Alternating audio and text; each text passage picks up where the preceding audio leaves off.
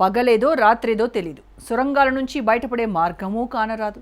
బుల్లెట్ల శబ్దాలు, మిసైళ్ల విధ్వంసాల మధ్య ప్రాణాలకు గ్యారెంటీ కూడా లేదు. పురుగుల కంటే హీనంగా చూసే శత్రువులు ఒక్క పూట కూడా కడుపు నిండే పరిస్థితులు లేని చోట 2 ఏళ్లు కాలం వెళ్లదీయటం అంటే మాటలు కాదు. కానీ 20 మంది ఇజ్రాయెల్ పౌరులు ఆ పని చేశారు. ఊపిరి బిగబట్టి 738 రోజులు నరకంలోనే గడిపారు. ఏదో ఒక రోజు విముక్తి దొరకకపోతుందా, ఎవరో ఒకరు కాపాడకపోతారా అన్న వారి ఆశ ఎట్టకేలకు నిజమైంది. 20 మంది బందీలను హమాస్ విడుదల చేసింది. తమ వారి రాకతో ఇజ్రాయెల్ సంబరాలు చేసుకుంటోంది. ఇంతవరకు అంతా ఓకే. కానీ మిగిలిన 28 మంది మృతదేహాలను ఎప్పుడు అప్పగిస్తారు? గాజాలో నెక్స్ట్ ఏం జరగబోతోంది? Let's watch.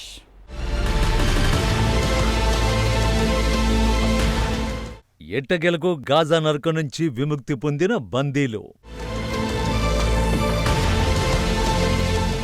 20 మందిని రిలీజ్ చేసిన హమాస్, ఇజ్రాయెల్ సంబరాలు. డెడ్ బాడీల అప్పగింత ఎప్పుడు? వార్ జోన్లో నెక్స్ట్ ఏంటి?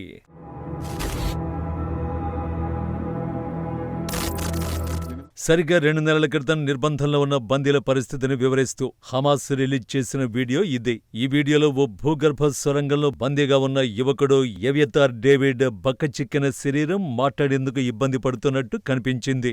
2023 అక్టోబర్ 7న ఇజ్రాయెల్పై హమాస్ మెరుపుదాడి అనంతరం కిడ్నాప్నకు గురైన వారిలో డేవిడ్ ఒక్కరు. తాను ఎదుర్కొంటున్న దీనస్థితిని వివరిస్తూ రోజురోజుకు నా శరీరం క్షీణిస్తోంది, కుటుంబంతో గడిపే పరిస్థితి కనిపించడం లేదు, విడుదలకు సమయం మించిపోతోంది, నా సమాధిని నేనే తవ్వుకుంటున్నా అని పేర్కొన్నాడు.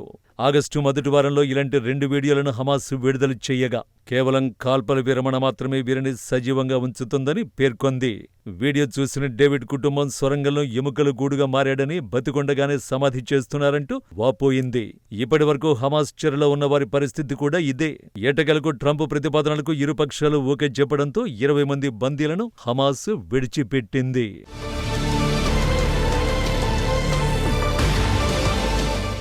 738 రోజులు, అక్షరాల 738 రోజుల తర్వాత ఇజ్రాయెల్ పౌరులు విడుదలయ్యారు. తొలుత 7 బందీలను రెడ్ క్రాస్ కు హమాస్ అప్పగించింది. ఆ తర్వాత కాసేపటికి మిగతా 13 మంది బందీలను విడిచిపెట్టింది. బందీల విడుదలతో వారి కుటుంబ సభ్యులు, శ్రేయోభిలాషుల్లో సంతోషం నెలకొంది. ఇక హమాస్ వద్ద ఉన్న 28 మంది ఇజ్రాయెల్ పౌరుల మృతదేహాల్ని కూడా త్వరలోనే అప్పగించనుంది. ఇందుకు ప్రతిగా ఇజ్రాయెల్ కూడా పాలస్తీనా ఖైదీలను విడుదల చేసింది.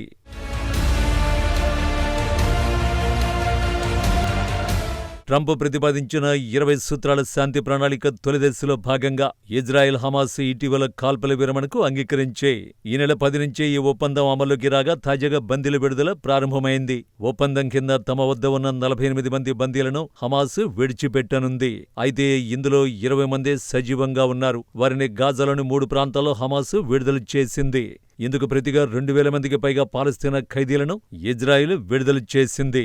మిగిలిన 28 మంది మృతదేహాలను త్వరలోనే విడుదల చేసే అవకాశం ఉంది.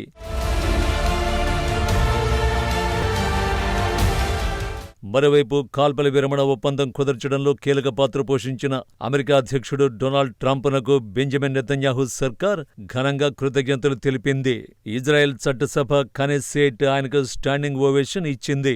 ప్రపంచానికి ట్రంప్ లాంటి వారు మరింత మంది కావాలని ఆకాంక్షించింది. వచ్చే ఏడాది ఆయన పేరును నోబెల్ శాంతి బహుమతికి ప్రతిపాదిస్తామని తెలిపింది. అనంతరం స్పీకర్ అమీర్ ఒహానా మాట్లాడుతూ బందీల విడుదలకు కృషి చేసిన ట్రంప్ను యూదు ప్రజలు 1000 సంవత్సరాల పాటు గుర్తుంచుకుంటారని కొనియాడారు. శాంతి స్థాపన కోసం ఆయన చేస్తున్నంతగా ఎవరూ చేయడం లేదని అన్నారు. దృఢ సంకల్పం, ధైర్యం ఉన్న ట్రంప్ లాంటి నేతలు ప్రపంచానికి మరింత మంది కావాలని అభిప్రాయపడ్డారు. నోబెల్ శాంతి బహుమతికి ట్రంప్ కంటే అర్హులు ఇంకెవరూ లేరని తెలిపారు.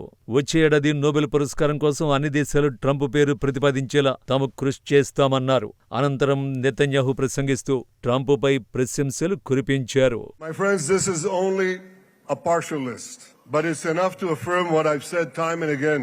Donald Trump is the greatest friend that the state of Israel has ever had in the White House.